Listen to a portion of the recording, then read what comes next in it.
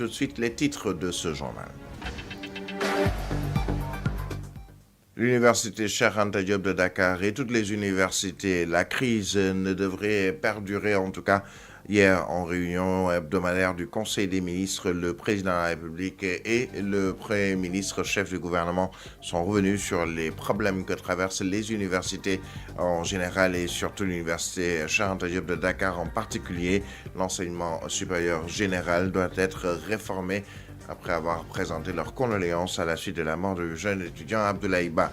Les violents affrontements à l'université durant le week-end et en début de semaine, on est retourné justement à l'UCAD, au campus social, et après cette conférence de presse en début de semaine de certains membres du gouvernement, dont le ministre de l'Intérieur, entre interrogations et doutes et suspicions. Retour sur ces différents détails à suivre dans ce journal. Nous parlerons également sport, l'actualité hors de nos frontières et la revue de la presse qui mettront un terme à cette édition. Bienvenue à toutes et à tous.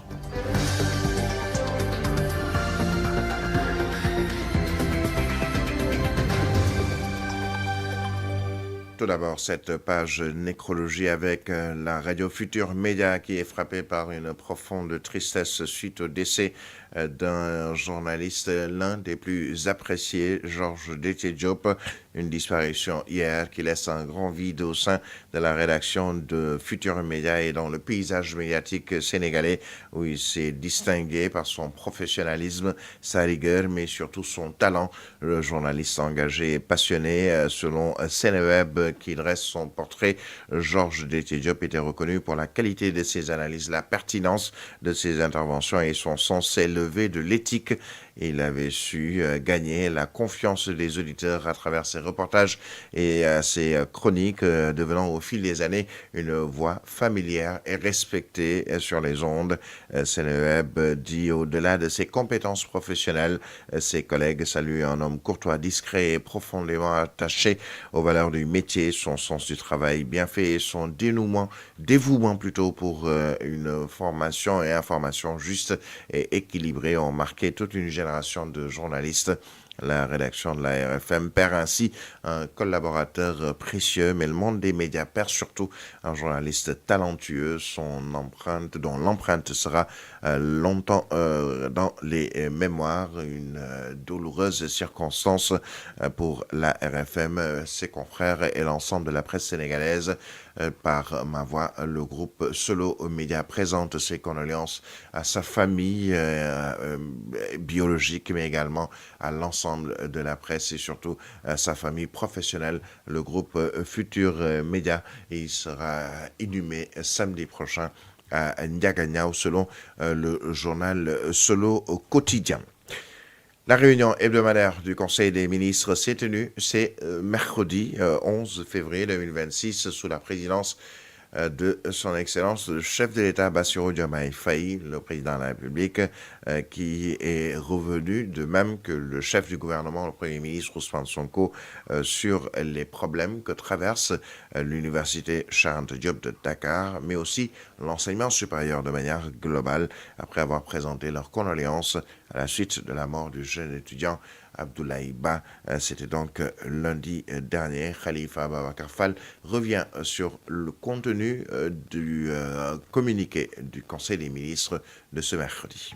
Le chef de l'État a entamé sa communication par le secteur de l'éducation. L'accent est mis sur les outils pour moderniser et stabiliser l'enseignement supérieur, la recherche et de l'innovation. Des facteurs clés pour l'excellence universitaire et le succès de la mise en œuvre de la vision Sénégal 2050. Dans cette dynamique, le président, qui a rappelé le caractère névralgique du secteur de l'enseignement supérieur, a souligné la récurrence des crises systémiques et toute la problématique qui tourne autour pour des pistes de solutions. Bassirou Diomaye Faye s'est incliné devant la mémoire de feu Abdoulaye Ba, du nom de cet étudiant décédé, avant de présenter ses condoléances à la famille éplorée et à tout le peuple sénégalais. Le chef de l'État demande d'aligner le système de l'enseignement supérieur et de la recherche au niveau des meilleurs standards internationaux. Il a instruit le gouvernement à asseoir un dialogue permanent avec toutes les composantes de la communauté universitaire afin de respecter les calendriers académiques et les prescriptions du système LMD ainsi que les règles de gouvernance administrative, budgétaire et financière des universités publiques et centres des œuvres sociales. Le Premier ministre, qui a évoqué à son tour la situation dans les universités et particulièrement celle de Dakar, a d'abord exprimé sa profonde tristesse à la suite de la mort tragique de l'étudiant Abdoulaye Ba. Avant de présenter ses condoléances, Ousmane Sonko a déploré l'usage de la violence et a invité le ministre de la Justice à veiller aux suites judiciaires et afférentes en établissant toutes les responsabilités en général et les circonstances de ce décès en particulier. Le Premier ministre a noté la nécessité de poursuivre les réformes engagées des universités et a encouragé le ministre de l'Enseignement supérieur, de la Recherche et de l'Innovation dans ce sens. Il a également demandé au ministre de l'Intérieur et de la Sécurité publique de continuer à veiller à la sécurisation et à la planification complète des espaces universitaires. Après les violents affrontements à l'université Cheikh Anta Diop de Dakar, notamment au niveau du campus social, et qui ont coûté la vie au jeune étudiant Abdoulaye Ba, étudiant en deuxième année de médecine, les ministres de l'Intérieur, de l'Enseignement supérieur, de la Justice ont fait face à la presse le mardi après-midi. Une sortie qui a été très attendue, mais qui n'a guère dissipé les zones d'ombre, ni calmé même l'émotion. Sachez que depuis hier, plusieurs étudiants, des dizaines, voire une centaine d'étudiants qui étaient dans les différents commissariats au niveau de Dakar ont été libérés, sauf 3. On reviendra justement sur ces libérations. Mais entre vidéos controversées, discours qui n'ont pas trop convaincu certains, l'opinion publique réclame désormais une seule chose: situer les responsabilités après la mort de ce jeune étudiant, mais aussi les différentes personnes qui ont été blessées d'un côté comme de l'autre durant ces événements de lundi dernier. Mais surtout, il faut aujourd'hui situer les responsabilités, mais sanctionner. C'est un compte-rendu de Djibril Niam. Censé apaiser les tensions après les violents affrontements entre forces de l'ordre et étudiants à l'université Cheikh Anta Diop de Dakar, la conférence de presse conjointe des ministres de l'Intérieur, de l'Enseignement supérieur et de la Justice a finalement laissé un profond sentiment d'inachevé. Face aux journalistes, le ministre de l'Intérieur a tenté de justifier l'intervention policière en projetant des vidéos présentées comme des preuves de violence étudiante. Problème, plusieurs sources ont rapidement affirmé qu'il s'agirait d'images anciennes, sans lien direct avec les événements récents. Un cafouillage qui fragilise davantage une communication déjà mal engagée. À ses côtés, les ministres de l'Enseignement supérieur et de la Justice, garde des Sceaux, ont peiné à convaincre. Discours technique, ton défensif, absence d'annonce forte. Rien qui ne puisse véritablement répondre à l'opinion et à l'indignation suscitée par le drame. Car au-delà des chiffres et des justifications, un nom revient avec insistance. Abdoulaye Ba, un jeune étudiant en deuxième année de médecine tué lors de ces émeutes sur le campus de l'UCAD.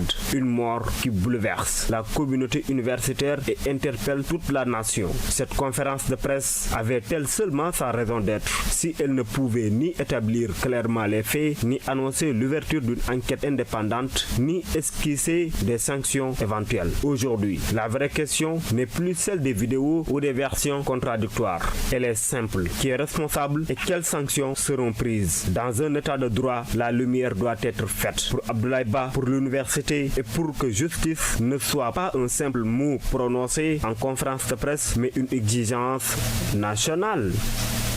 Justement, concernant les étudiants, au moins 109 ont été interpellés en début de semaine dans le cadre justement du maintien de l'ordre et des violences sur le campus social de l'université Cheikh Anta Diop de Dakar. Ils ont été libérés, presque la quasi-totalité, à l'issue de leur audition ce mercredi. La garde à vue de 3 responsables d'organisations étudiantes a été en revanche prolongée, selon l'Association des jeunes avocats du Sénégal, qui a accepté même de représenter gratuitement les étudiants au commissariat central de Dakar. Tous ont été libérés à l'issue de leur audition, à l'exception de ces 3 responsables d'organisations étudiantes ou étudiantes qui, ce qui inquiète nombre de leurs homologues, qui disent se sentir traqués et confient se cacher en lieu sûr. Face à cette situation, certains ont d'ailleurs organisé un point de presse filmé depuis un endroit gardé secret dans l'après-midi de ce mercredi pour dénoncer ce qu'ils considèrent être une grave atteinte à l'état de droit et à la liberté académique avant de réclamer la libération immédiate de leurs camarades. Jointe par RFI, la police reproche aux 3 responsables d'organisations étudiantes maintenus en garde à vue des troubles à l'ordre public, une participation à une manifestation non déclarée, la destruction de biens publics et privés, ainsi que des actes de vandalisme et de violence. La Fédération nationale des associations de parents d'élèves et d'étudiants du Sénégal condamne elle également la mort de l'étudiant Abdoulaye Ba. Cette fédération demande que la lumière soit faite sur les circonstances de son décès et que les responsabilités soient situées et les responsables punis. La FENAPES appelle à un dialogue sincère pour une issue heureuse à cette crise universitaire. Son président demande le report des réformes relatives au paiement des bourses, le temps d'y voir un peu plus clair. Thierno Ndao, président de l'Union nationale des parents d'élèves et d'étudiants du Sénégal, je propose de l'écouter. Les violences survenues ces derniers temps juste à l'université de Dakar sont inexplicables. Et d'abord, nous présentons nos condoléances les plus attristées à la famille éplorée de l'étudiant Abdoulaye Ba en 2e année de médecine, qui symbolisait l'espoir de toute une famille. Avec l'atrocité inouïe exercée sur sa personne, on fustige avec la plus grande énergie les commanditaires et ceux qui ont causé ces atrocités. Parce que rien ne justifie une violence aussi atroce perpétrée dans des chambres devant des étudiants qui sont désarmés, devant des étudiants sans défense. On détruit leurs biens, on détruit leurs chambres, on casse même leurs moyens de transport. Rien ne le justifie. Pour seulement des gens qui réclament leurs droits, des bourses, eux, compte tenu de toutes leurs promesses, ils n'arrivent pas à régler le problème des bourses. Ils n'ont pas à rejeter la faute à qui que ce soit. C'est les principaux responsables. Nous demandons dans les meilleurs délais que les bourses soient payées et que les universités reprennent leur cours normal.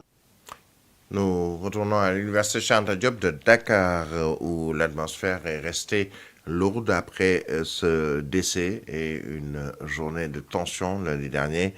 Entre inquiétude, frustration et incertitude, de nombreux étudiants ont finalement déserté le campus, perturbés par ces manifestations et après également la décision du COUD de fermer le campus social, valise à la main pour certains, autres ont juste utilisé des sachets plastiques. Ils rentrent chez eux et dénoncent les propos notamment du ministre de l'Intérieur la veille qui était face à la presse. C'est un reportage de Antawa Dendao. Université Cheikh Anta Diop de Dakar, ici, des regards inquiétants. Visage triste, nous avons rencontré des étudiants préoccupés face à l'incertitude et la perturbation de leurs études. Ils sont nombreux à quitter le campus, par groupe ou individuellement. Certains marchent avec leurs sacs sur le dos, d'autres attendent un moyen de transport pour rentrer en ville ou rejoindre leur famille. Il y en a qui ne transportent que leurs affaires personnelles, valises, sacs, cahiers et vêtements. Un départ qui pourrait durer plusieurs jours, nous confie-t-il. Non, je vais rentrer chez moi, je vais aller quand même. Non, parce que la situation n'est pas favorable, donc on a fermé le campus social. Donc si on ne peut pas apprendre sans manger, c'est assez aussi. Il y a beaucoup de dégâts là-bas, bon, on doit revoir certaines choses après avant de recommencer encore. Et il y a aussi, on cherche qui est mort, d'autres sont blessés. Bon, on ne peut pas faire tout ça.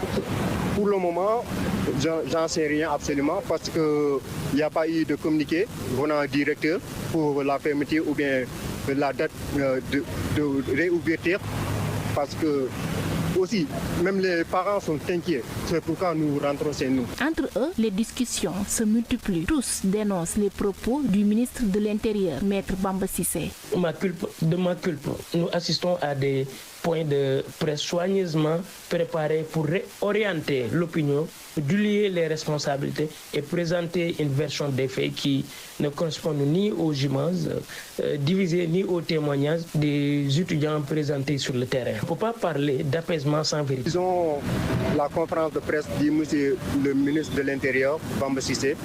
Il y a beaucoup de vraisemblances, je suis désolé. parce qu'il nous accuse à tort. Moi, je crois que le mieux est qu'il accepte les faits. Sur les visages se lisent la déception et la frustration. Beaucoup se disent découragés de ne pas pouvoir suivre leur cours normalement et invitent l'État à prendre des mesures urgentes pour sauver l'année scolaire. Pour le moment, ce que je crois, mon point de vue est que j'invite les autorités de revenir à de meilleurs sentiments pour sauver ne serait-ce que l'année universitaire.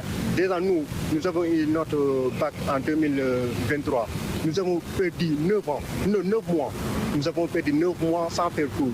Alors, aussi, nous devions commencer notre année le lundi, L3. Mais malheureusement, rien. Et aussi ça nous retarde. Déjà là, nous n'attendons pas. Et aussi le temps ne joue pas en notre faveur.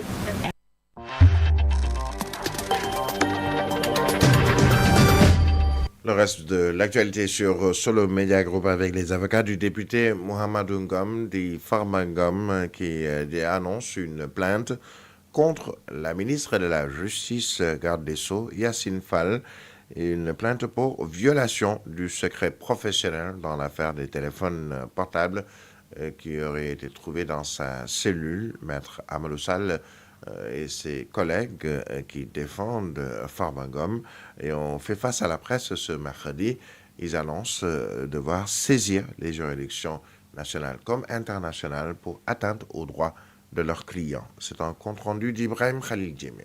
Après la formation de la commission ad hoc qui va statuer sur la levée de l'immunité parlementaire du député Farba Ngom, les avocats du parlementaire en détention depuis 12 mois ont tenu un point de presse pour alerter l'opinion de la volonté de la justice de poursuivre Farba Ngom. Rien que pour ça, pour un téléphone portable, le ministère de la Justice a demandé la levée de l'immunité parlementaire. Un portable, juste un portable. Plus grave, c'est que le ministre de la Justice est une autorité administrative. Madame le ministre de la Justice, il faut arrêter. Monsieur le procureur général de la Cour d'appel, il faut arrêter. Monsieur le procureur de la République, il faut arrêter avant qu'il ne soit trop tard, avant que l'irréparable se produise. Face à la presse, les avocats de Mohamedou Ngom dénoncent une cabale politique du régime en place contre leurs clients. Vous êtes en train de faire de la détention arbitraire, c'est ça la vérité, par l'exercice d'une voie d'appel. Mais à la limite, c'est quoi le problème? 2 personnes pour les mêmes faits, devant le même juge, sur la base de la même loi, l'une est libre, l'autre est en prison. Maître Amadou Sall et ses collègues annoncent aussi une plainte contre Yacine Fall, la ministre de la Justice, qui aurait violé le secret professionnel et les droits de leurs clients. Vous l'avez vu exhiber le contenu de ce portable, exhiber la conversation entre Farba et ses avocats, parler de beaucoup de choses en violation de tout, en violation de la loi, en violation des droits de Farba.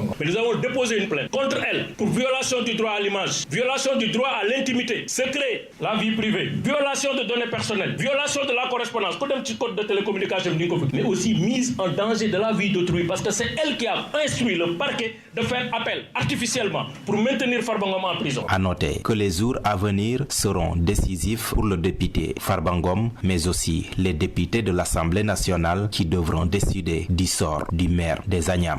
Justement, l'Assemblée nationale du Sénégal a lancé la procédure de mise en accusation devant la Haute Cour de justice de Maître Moussa Bocar Thiam et Abdoulaye Diouf Sarr, tous deux anciens ministres sous le régime de Macky Sall. Selon le quotidien L'Observateur, dans sa parution d'hier, le bureau du Parlement, à la suite d'une requête introduite par le ministre de la Justice Yacine Fall, a fixé le calendrier des travaux de mise en accusation. Le jeudi 19 février à 11h, le projet sera examiné par la commission technique devant la séance plénière, avant plutôt la séance plénière prévue le 23 février à 11h. Maître Moussa Bocar Thiam serait visé par le dossier de l'aménagement du parc des technologies numériques rebaptisé Sénégal Connect Park. Pour Abdoulaye Diouf Sarr, les autorités auraient déterré, entre guillemets, le rapport de la Cour des comptes de 2022 sur la gestion des fonds force Covid-19, dans lequel le rapport y serait impliqué. Et nous reparlons la situation judiciaire de Ahmadou Tidiane Diallo, dit Pape Charles Diallo, et de ses co-inculpés qui se compliquent davantage. Selon des sources judiciaires, ils sont désormais poursuivis pour complicité d'offres ou de cession de drogue. en plus des charges déjà retenues contre eux, entre autres homosexualité et transmission volontaire du VIH-Sida. C'est un compte-rendu de Mam Sornadramé. La situation judiciaire de Pape Cheikh Diallo et ses co-inculpés se complique davantage. Selon des sources judiciaires concordantes, ils sont désormais poursuivis pour complicité d'offres ou de cession de drogue, en plus des charges déjà retenues contre eux. En droit sénégalais, la complicité est réprimée au même titre que l'infraction principale. Toute personne ayant attribué, facilité ou encouragé une offre ou une cession de stupéfiants encourt les mêmes sanctions que l'auteur direct. Les peines prévues peuvent aller de 10 à 20 ans de travaux forcés, assortis d'amende pouvant atteindre jusqu'au triple de la valeur des substances saisies. Pour rappel, les prévenus sont également poursuivis pour actes contre nature, transmission volontaire du VIH, association de malfaiteurs, mise en danger de la vie d'autrui et blanchiment de capitaux. Des accusations lourdes qui ont conduit à leur placement sous mandat de dépôt depuis le 9 février 2026. Ils sont actuellement détenus à la prison de Rebeuss. Le juge d'instruction du premier cabinet du tribunal de Guédiawaye a ouvert une information judiciaire afin d'approfondir les investigations. L'enquête déclenchée à la suite d'échanges sur les réseaux sociaux et de rencontres privées évoquées par les enquêteurs se poursuit. Une affaire sensible aux multiples ramifications qui pourrait connaître de nouveaux développements dans les prochains jours. Et toujours concernant cette affaire avec ses rebondissements, puisque selon certaines informations, des jeunes issus de familles démunies, notamment des enfants des rues, seraient victimes dans cette affaire. Une situation qui soulève des interrogations sur la vulnérabilité de ces jeunes, mais aussi les mécanismes de protection à mettre en place pour les préserver de toute forme d'exploitation ou d'influence. Mamata Gueye, le secrétaire exécutif de l'ONG Jamra, est ici joint par Alamine Senghor. Effectivement, l'impact de l'influence de ces pédocriminels au niveau de la frange la plus fragile de la société, c'est-à-dire les adolescents et même ce que l'on appelle les enfants de la rue. Jamra avait alerté lors de notre audience du 13 novembre 2019 avec le ministre de l'Intérieur, Ali Ngouille, audience à l'occasion de laquelle nous lui avions fourni une liste de 16 associations LGBT, donc homosexuelles et lesbiennes.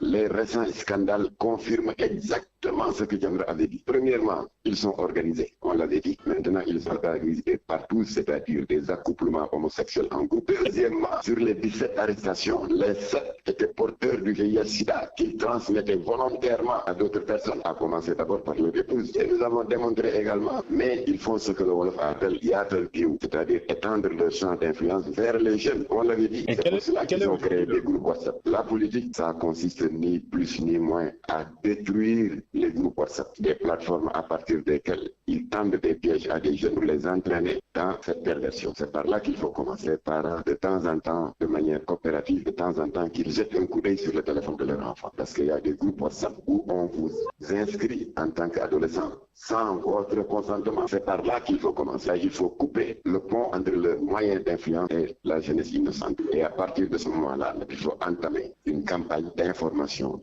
et de sensibilisation. Il faut que la société civile, les parents, les éducateurs s'impliquent à visage découvert dans la communication pour éveiller les jeunes afin de limiter les dégâts. Face aux interrogations sur la transmission du VIH-Sida, le ministère de la Santé et de l'Hygiène publique se veut rassurant. Hier, à travers un communiqué rendu public, le ministère rappelle les modes de contamination, mais met aussi en avant les progrès enregistrés dans la lutte contre le VIH-Sida. Le ministère de réaffirmer la disponibilité du dépistage et des traitements sur l'ensemble du territoire national. Mariam Sodendiaye revient sur ce communiqué qui nous est parvenu hier. Dans un communiqué publié le 11 février 2026, le ministère sénégalais de la Santé et de l'Hygiène publique a apporté les précisions sur la transmission du VIH et les mesures de protection mises en place au niveau national. Le ministère rappelle que le VIH se transmet par 3 principales voies sexuelles, sanguines et de la mère à l'enfant. Il souligne que le Sénégal dispose d'un programme national de lutte contre le VIH-Sida coordonné par le CNLS. axée sur la prévention, le dépistage gratuit et confidentiel, ainsi que l'accès universel aux traitements antirétroviraux. Selon les autorités sanitaires, plus de 90% des personnes vivant avec le VIH-Sida connaissent leur statut sérologique et 92% d'entre elles ne transmettent plus le virus grâce au traitement.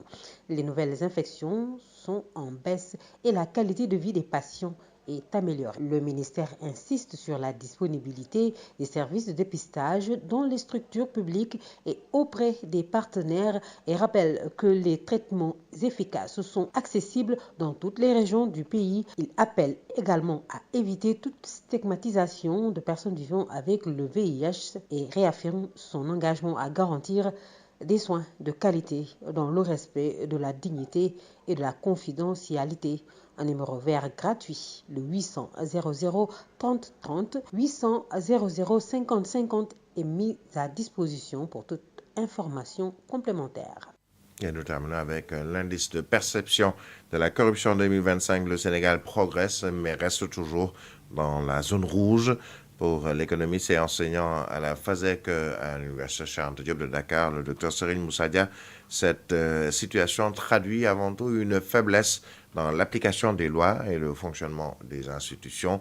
Malgré l'existence de mécanismes comme l'OFNAC et les lanceurs d'alerte, la corruption continue de peser lourdement sur l'économie nationale, affectant ainsi l'investissement et les finances publiques. Ces propos du professeur Serigne Moussa Dia recueillis par Alamine Senghor.